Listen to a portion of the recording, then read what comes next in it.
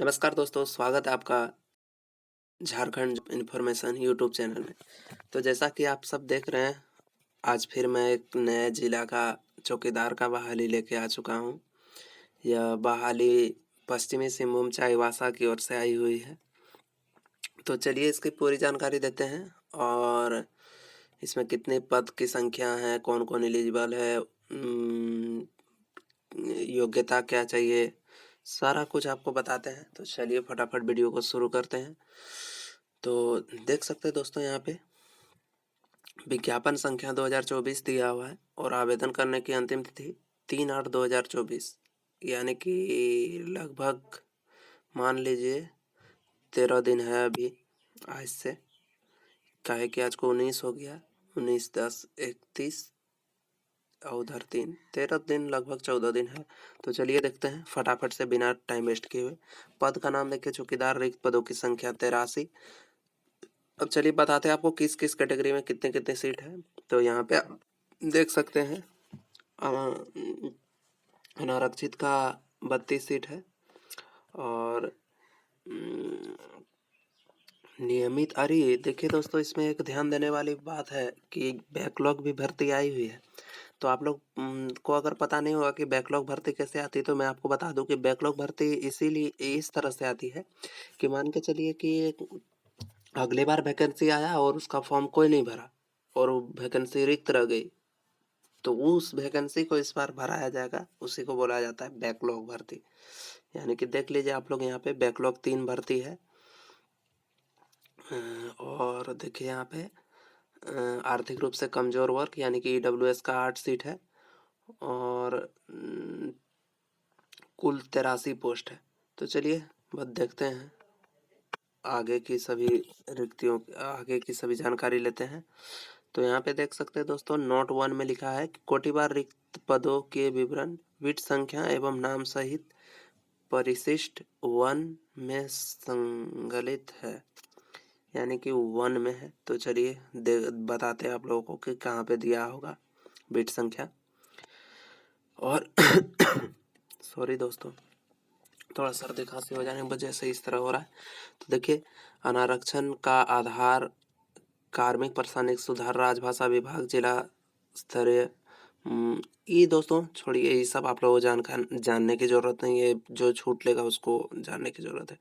देखिए, क्षैतिज आरक्षण यानी खेल कूद, इसके बारे में भी आप लोगों को जानने की जरूरत नहीं है। जो खेल कूद में रखता है ना, उसको 2% का छूट मिलेगा। बस आप लोग मुख मुख बात समझिए। और जो किसी कोर्ट में काम किया है, क्योंकि देखिए यहाँ पे कार्मिक प्रशासनिक सुधार राजभाषा विभाग लिखा है, यानी कि कोई कोर्ट सरकारी संस्था कोर्ट में काम किया हुआ है तो उसको 4% मिलेगा।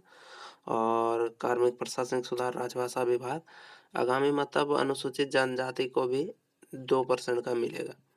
ये सब छूट की बात है दोस्तों, ये सब आप लोग जानने की जरूरत नहीं है, क्योंकि मुझे पता है कि अभी अधिकांश लोग बेरोजगार हैं और कहीं काम नहीं कर रहे हैं। क्योंकि अगर कोई काम करेगा दोस्तों 10 साल 5 साल से, फिर वो क्यों आएगा यहाँ पे? जाहिर सी बात है। लेकिन सरकार की नियम है कि अगर उसको बोला गया है, जैसे कि अभी देख रहे हैं कि जो सहायक पुलिस सब आंदोलन कर रहा है, तो इसी कारण से कर रहा है। क्योंकि अगर उन लोगों को थोड़ा सा भी छूट नहीं देगा इस वैकेंसी में, तो लोग आखिर काम क्यों कर रहा है 10,000 में? वही बात है दोस्तों, इसीलिए उन लोग को काम किया है सरकारी संस्था में तो उन लोग को गर्व हो और कुछ अलग दर्जा मिले, इसीलिए सब छूट दिया जाता है। बाकी ऐसी कोई बात नहीं है, नॉर्मल आदमी का भी सिलेक्शन इसमें होता है। तो ये सब भी देखिए दोस्तों, ये सब सारा छूट के बारे में दिया हुआ है। सबको छोड़िए, हटाइए। अब देखिए शैक्षणिक योग्यता की बात करें तो चौकीदार पद, देखिए यहाँ पे शैक्षणिक योग्यता की बात करें तो चौकीदार पद पर नियुक्ति हेतु न्यूनतम शैक्षणिक योग्यता झारखंड राज्य में मान्यता प्राप्त शिक्षण संस्थान बोर्ड से 10वीं कक्षा उत्तीर्ण होना अनिवार्य होगा। यानी कि आप 10वीं पढ़े लिखे होने चाहिए। आपका उम्र जो है दोस्तों 18 साल होना चाहिए। उम्र की गणना 25/1/2016 से किया जाएगा, यानी कि 25/1/2016 से लेके अभी तक आपका उम्र 18 वर्ष हो जाना चाहिए। मतलब दोस्तों, इस डेट ऑफ बर्थ से आपका डेट ऑफ बर्थ को घटाना है, उससे आपको पता चल जाएगा कि आपका उम्र कितना होता है। जैसे मेरा अगर बात करें दोस्तों, तो 15/05/2000 है। तो इसमें हम अगर घटाएंगे 25, ठीक है दोस्तों, 25, सॉरी दोस्तों बहुत लेट होगा दोस्तों, तो थोड़ा आप लोग कर लीजिएगा। मैं थोड़ा सा देख कर भी देता हूँ। 15, रुके दोस्तों, वीडियो पॉज करके कर देता हूँ ताकि आप लोगों का टाइम वेस्ट ना हो। तो दोस्तों मेरे पास वो पेन नहीं है जिससे मैं मोबाइल में आपको दिखा सकता हूँ, तो इसके लिए सॉरी दोस्तों। लेकिन आप लोग इस उम्र से देख लीजिएगा कि 25/1/2016 से आपका उम्र का गणना किया जाएगा। तो न्यूनतम उम्र वाला 18 वर्ष का हो तो भरिए सकता है, लेकिन अधिकतम उम्र वाले को दिक्कत होगा, क्योंकि उसको थोड़ा सा घटा के देखना होगा यहाँ पे कि हाँ मैं इसके लिए एलिजिबल हूँ कि नहीं। लेकिन इसमें जातिवाद छूट भी दिया हुआ है दोस्तों, देख सकते हैं अनारक्षित का 35 साल है, और दिव्यांगजन है तो 40 साल, सीधा 5 साल का छूट दिया हुआ है। और पिछड़ा वर्ग, अत्यंत पिछड़ा वर्ग OBC 1-2 के लिए 37 साल, और विकलांग वर्ग अगर है दोस्तों तो 42 साल, यानी कि पिछड़ा वर्ग को 2 साल ज़्यादा यानी कि 7 साल का छूट दिया हुआ है दिव्यांगजनों को। और अगर देखिएगा दोस्तों, महिला पुरुष पिछड़ा और अत्यंत पिछड़ा यानी कि OBC 1-2 और अनारक्षित सब के लिए 38 वर्ष है, और दिव्यांग है तो 43 साल। अनुसूचित जाति अनुसूचित जनजाति यानी कि SC ST है तो महिला पुरुष दोनों के लिए 40 वर्ष और दिव्यांग है तो 45 वर्ष। आर्थिक रूप से कमजोर वर्ग 35 वर्ष और दिव्यांग है तो 40 वर्ष। तो ये तो होगी दोस्तों उम्र के बारे में। अब देखते हैं कि इसके लिए आयु की गणना देखिए दोस्तों, आपका 1/7/2024 तक आपका उम्र 18 साल हो जाना चाहिए। समझ गए दोस्तों, 1/7/2024 तक आपका उम्र 18 साल होना ही चाहिए। उसके बाद अगर हुआ तो मान के चलिए आपका 2/7/2024 तक हो रहा है तो आप एलिजिबल नहीं है, क्योंकि आपका 18 साल नहीं है। क्योंकि उम्र का गणना जो है इसी डेट से किया जाएगा, इसको आप लोग ध्यान रखिएगा कि उम्र का गणना आपका इसी डेट से किया जाएगा, 1/7/2024। इससे इस दिन तक आपका 18 साल हो जाना चाहिए बस। अब देखिए दोस्तों यहाँ पर क्या दिया हुआ है, ये दोस्तों एक नंबर नोट उतना इम्पोर्टेंट नहीं है। देखिए अब देखते हैं अन्य योग्यता। तो अभ्यर्थी को संबंधित बिट क्षेत्र का स्थायी निवासी होना अनिवार्य होगा। तो ये दोस्तों उतना इम्पोर्टेंट नहीं है। रिक्त बिट बता रहे हैं आपको दोस्तों, आगे बढ़ते हैं। रिक्त बिट की विस्तृत सूची परिशिष्टि को जिला के वेबसाइट से डाउनलोड किया जा सकता है। तो देखिए दोस्तों, ये जो 1 नंबर पॉइंट है, तो यहाँ पे जो दिया हुआ है कि संबंधित बिट मतलब संबंधित बिट क्षेत्र का अस्थायी निवासी होना चाहिए, ये जरूरी नहीं है, क्योंकि हो सकता है कि आपका बिट क्षेत्र में नहीं आया है वैकेंसी, तो आप क्या करेंगे, तो अपने बगल वाले बिट क्षेत्र की संख्या मतलब अंचल से आप डाल सकते हैं। उसके लिए आपको कोई घबराने की जरूरत नहीं है, क्योंकि बहुत सारा आया हुआ था, गोड्डा जिला में भी आया हुआ। तो जो डाल स्टूडेंट है दोस्तों, वो अपने बगल वाले बिट क्षेत्र से अपने बगल वाले गांव में डाल दिया था, उससे कोई दिक्कत नहीं है। तो इसका आप लोग ध्यान रखिएगा, यहाँ पे दे दिया हुआ है, लेकिन ये इम्पोर्टेंट उतना नहीं है। देखिए, अभ्यर्थी को साइकिल चलाने का ज्ञान अवश्य हो आवश्यक होगा। तो इसमें दोस्तों कोई बड़ा बात नहीं है, साइकिल तो आदमी 2 दिन में सीख जाता है। अब तो डायरेक्ट लिखना चाहिए था कि बाइक कार चलाने का ज्ञान होना चाहिए, ताकि कोई चोर और भागे तो उसका गाड़ी पकड़ सके, कार पकड़ सके। लेकिन यहाँ पे साइकिल चलाने के बारे में दिया हुआ है तो दोस्तों, तो उतना आप लोगों को नहीं भी आता है दोस्तों, तो 1-2 दिन में सीख जाइएगा। तो चलिए तीसरा पॉइंट देखते हैं, चरित्र। अभ्यर्थी का चरित्र अच्छा हो एवं आपराधिक इतिहास नहीं हो। चरित्र की जांच उनके नियुक्ति के पूर्व नियुक्ति पदाधिकारी द्वारा कराई जाएगी। तो ये बहुत अच्छी बात लिख दी है दोस्तों, भले आप लोग को ये बुरा लगे, लेकिन ये वो सब बच्चों के लिए ठीक है जो अपना चरित्र किसी मतलब इससे आप लोग यही समझिए दोस्तों कि आप लोग किसी थाना में आप लोग का केस नहीं हो, आप कभी कोर्ट नहीं गए हो किसी भी आपराधिक मामला में या झगड़ा लड़ाई में, तो आपका चरित्र साफ होना चाहिए, इसमें ये दिया हुआ है। लेकिन चरित्र प्रमाण पत्र की बात नहीं की है, तो आप लोग बिंदास रहिए, फॉर्म भरिए और जॉब लीजिए, इसके बाद आप लोग का चरित्र का जांच होगा। तो चलिए आगे देखते हैं दोस्तों। देखिए, आवेदन नियुक्ति प्रक्रिया कैसे होगी, तो चौकीदार के कुल 83 जो है रिक्त पदों पर नियुक्ति हेतु आवेदन पत्र, विहित प्रपत्र प्राप्त किए जाएंगे। विहित प्रपत्र से डाउनलोड किया जा सकता है, यानी कि आप लोग को इसका वेबसाइट इसका PDF का लिंक मैं अपने डिस्क्रिप्शन में दे दूंगा दोस्तों। तो वही चीज़ दिया हुआ है यहाँ पे। अब देखिए लिखित परीक्षा, सर्वप्रथम अभ्यर्थियों की लिखित परीक्षा 50 अंकों की होगी। ठीक है। लिखित परीक्षा में जिला से संबंधित समान ज्ञान एवं स्थानीय भाषा से संबंधित प्रश्न पूछे जाएंगे। लिखित परीक्षा न्यूनतम 30% अंक प्राप्त करना अनिवार्य होगा। सफल उम्मीदवार की सूची 1:3 की संख्या में तैयार की जाएगी। यानी कि दोस्तों आप लोग समझ जाइए कि 50 अंक का एग्जाम होगा आपको, उसमें से 30 अंक, यानी कि लगभग आप समझ जाइए कि 30 अंक कितना हो जाएगा 50 अंक का। 30% अंक दोस्तों हमको लगता है लगभग 12, 13, 15 रखिए ना, उतना में आप लोग पास हो जाइएगा। लेकिन पास होने से क्या होगा दोस्तों, आप लोगों को कंपटीशन का ज़माना है, अधिक से अधिक अंक लाना है। 50 अंक में लगभग आपको नहीं होने हो तो 40 अंक ले आइए। इसके बाद दौड़ उड़ में भी नंबर मिलता है, आगे बताते हैं आपको। चलिए, तो 1:3 में मिलेगा, यानी कि मान के चलिए 83 वैकेंसी है ना, तो 8 तिया 24, 240 बच्चों का सिलेक्शन होगा लगभग। तो इसका ध्यान रखिएगा आप लोग, उसमें से 83 बच्चों को छांटा जाएगा। अब देखिए शारीरिक माप, तो अभ्यर्थी का न्यूनतम शारीरिक माप निम्नलिखित होगी। न्यूनतम शारीरिक माप वाले अभ्यर्थी की शारीरिक जांच के लिए योग्य होंगे। तो देख लीजिए दोस्तों क्या क्या चाहिए। तो देखिए सामान्य वर्ग का जो है, सामान्य जाति का 160 सेंटीमीटर हाइट चाहिए, और OBC 1 और OBC 2 के लिए और आर्थिक रूप से कमजोर वर्ग के लिए 160 सेंटीमीटर हाइट चाहिए, और अनुसूचित जाति अनुसूचित जनजाति के लिए 155 चाहिए, और सभी महिलाओं के लिए चाहे अनारक्षित हो, आरक्षित हो, OBC 1 हो, OBC 2 हो, पिछड़ा हो और अनुसूचित जाति यानी कि SC ST हो, सब के लिए 148 सेंटीमीटर दिया हुआ है। तो समझ गए होंगे लगता है मुझे। नहीं समझे होंगे तो कमेंट कीजिए दोस्तों, कमेंट पूरी तरह से आप लोग स्वतंत्र है, जो भी नहीं समझ में आ रहा है कमेंट कीजिए, मैं तुरंत आपको जानकारी दूंगा उसका। देखिए शारीरिक लिखित परीक्षा में किस तरह का अंक मिलेगा ये बता देता हूँ। पढ़ना जरूरी नहीं है दोस्तों, क्योंकि मुझे याद है, मैं बहुत बार पढ़ चुका हूँ इसको, और मैं फॉर्म भी भरा हूँ, तो इस सब की जानकारी मुझे है। तो 1 मील की दौड़ होगी। 1 मील मतलब आप समझ जाइए कि लगभग 1600 मीटर, 1.5 किलोमीटर से 100 मीटर ज़्यादा, 1600 मीटर हो गया, मतलब 1.5 किलोमीटर से 100 मीटर ज़्यादा 1600 किलोमीटर हो गया आपका।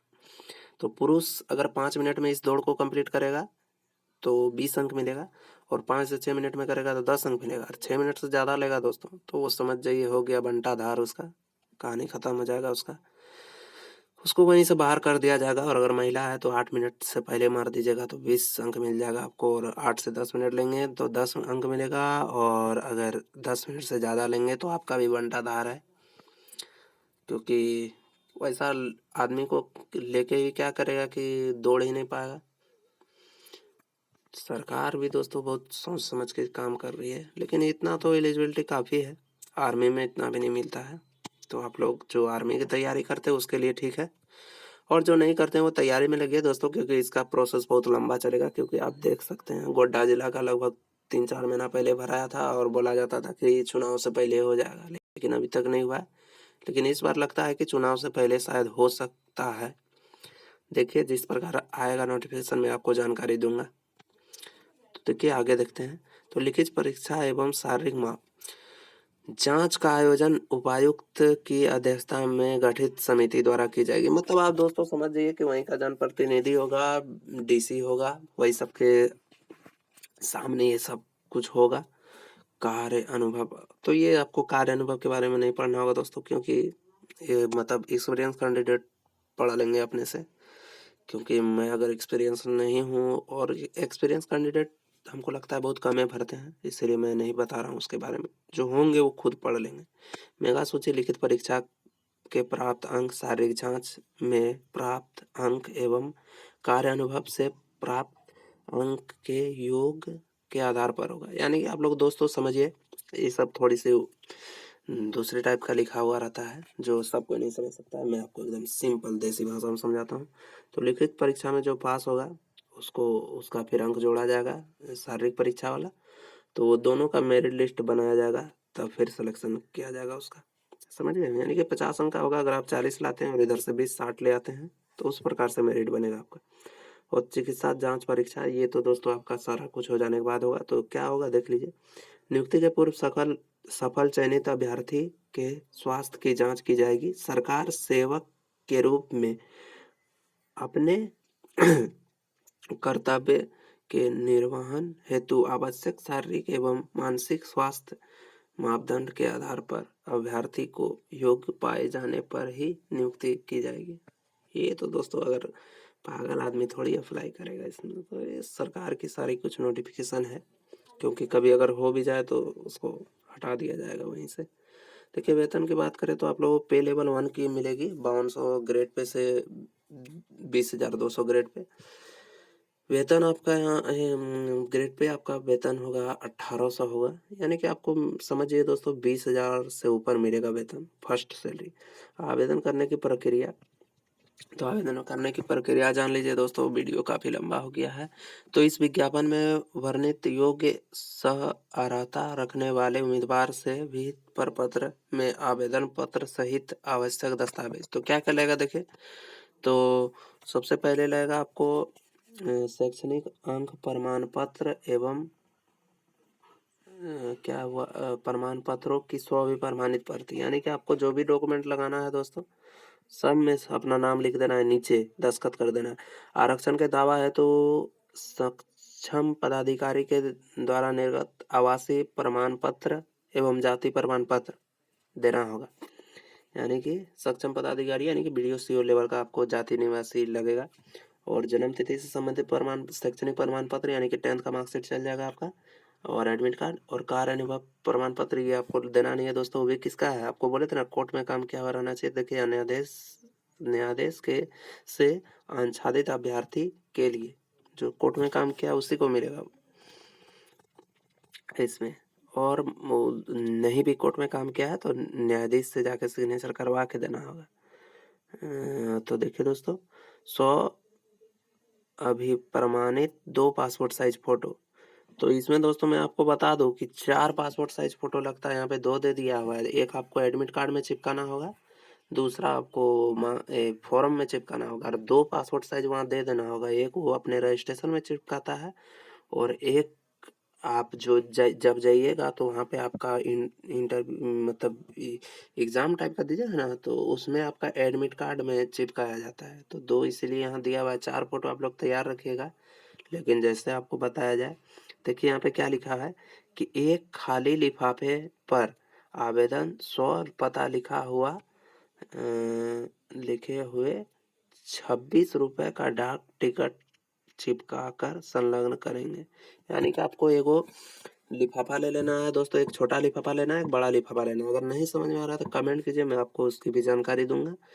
तो वो एक छोटा लिफाफा ले लेना, एक बड़ा है, और छोटा लिफाफे में अपना पता लिख देना है पूरा, ग्राम पोस्ट थाना जिला पिन कोड और स्टेट सारा कुछ लिखने के बाद उसको डाल देना है, और पूरा फॉर्म भर के, और छोटा वाले लिफाफे में 26 रुपये का डाक टिकट चिपकाना है, और उसको स्पीड पोस्ट कर देना है, क्योंकि ये ऑफलाइन है। तो चलिए बताते कि कहाँ करना है। तो देखिए यहाँ पे क्या लिखा है, किसी कार्यालय में आवेदन जमा करने पर उसकी आवेदन स्वतः निरस्त कर दी जाएगी। यानी कि किसी दूसरा कार्यालय में आप कीजिएगा तो आपका स्वतः निरस्त कर दिया जाएगा। तो आपको करना कहाँ है, तो देखिए यहाँ पे तीसरा खुशखबरी है कि परीक्षा शुल्क दे नहीं है, यानी कि आपको 1 रुपये भी परीक्षा शुल्क नहीं देना होगा।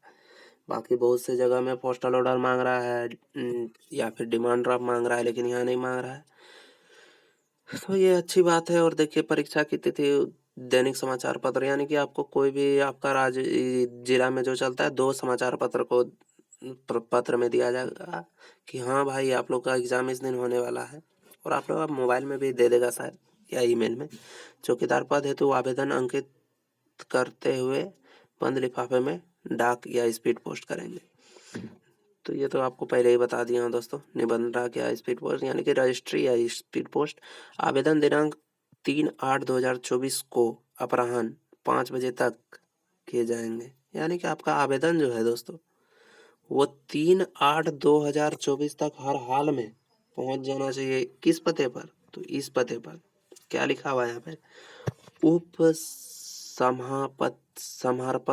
समापति प्रभारी जिला सामान्य शाखा समाहरणालय पश्चिमी सिंहभूम चाईबासा पिन कोड 833201। इस पते पर दोस्तों आपका हर हाल में 3 तारीख तक पहुंच जाना चाहिए। लेकिन इसमें आप लोग दोस्तों टेंशन नहीं लीजिएगा। अगर आप लोग 2 तारीख को भी स्पीड पोस्ट करते हैं ना, तो वहाँ पे जो कर्मचारी रहते हैं उनको पता रहता है कि वो लोग पहले ही देखते हैं कि हाँ ये पता का है, तो वो लोग को अगर बोल भी दीजिएगा कि भैया आप 5 बजे से पहले इसको पहुँचा दीजिएगा, तो वो पहुँचा देगा। तो ये आपका हो जाएगा, ये कोई बड़ी बात नहीं है। बशर्ते आपको उस ज़िला में ही जाके पोस्ट कर दीजिएगा तब। अगर 2 तारीख को पोस्ट कर रहे हैं ना, तो उस ज़िला यानी कि चाईबासा में ही जाके पोस्ट कर दीजिएगा। अगर अपने प्रखंड में पोस्ट कीजिएगा तो 1 दिन में तो पहुँचेगा नहीं, इसीलिए थोड़ा सा दिमाग लगा के देखिए। यहाँ पे क्या लिखा है, फॉर्म भरने की संख्या तो दोस्तों आप लोग जान जाइएगा। यहाँ पे स्व-प्रमाणित क्या हुआ बोले थे ना, एगो यहाँ लगेगा वो फोटो, और बीट संख्या और क्षेत्र, अंचल का नाम, ग्राम का नाम, ये सब डालना है। हिंदी में लिखना है, फिर अंग्रेजी के बड़े अक्षर में लिखना है, फिर हिंदी में लिखना है, बड़े अक्षर में लिखना है। जन्म तिथि लिखना है, शब्द में लिख देना है, जैसे 15/5/2000 इस तरह लिखना है। इसके बाद 1/7/2024 तक आपका उम्र कितना हुआ, तो यहाँ पे लिख दीजिएगा वर्ष, माह, दिन, और अभ्यर्थी का ग्राम, ये सब पता डाल दीजिएगा। बीट संख्या का नाम कहाँ से मिलेगा, तभी बता रहे हैं आपको, यहाँ से मिलेगा। कहाँ से मिलेगा वो आपको बता देते, देखिए बोले थे 2 फोटो लगेगा, स्व प्रमाणित किया हुआ, और 2 उसमें डाल भी दीजिएगा केवल कार्यालय के लिए। तो इसमें आपको कुछ नहीं लिख रहा है। देखिए यहाँ पे बीट संख्या मिलेगा। देखिए अंचलवार बीट संख्या और अंचल का नाम, बीट संख्या एवं बीट का नाम और संबंधित गांव का नाम। तो आप मान के चलिए 1 नंबर क्रमांक संख्या और अंचल वार बीट संख्या 1, और बंदरगांव से अगर अप्लाई कर रहे हैं तो उसमें लिखना है कि 4:1 नकटी, और गांव का भी नाम नकटी ही होगा। तो इसमें बहुत सारे दोस्तों देख लीजिएगा कि बहुत सारे का गांव नहीं होगा, बेट संख्या नहीं होगा, तो वो अपने संबंधित नज़दीकी गांव से डाल सकते हैं। चलिए दोस्तों, वीडियो बहुत लंबा हो गया है, तो वीडियो को यहीं समाप्त करते हैं। मिलते हैं किसी नेक्स्ट वीडियो में नेक्स्ट जानकारी के साथ। तब तक के लिए बहुत बहुत धन्यवाद।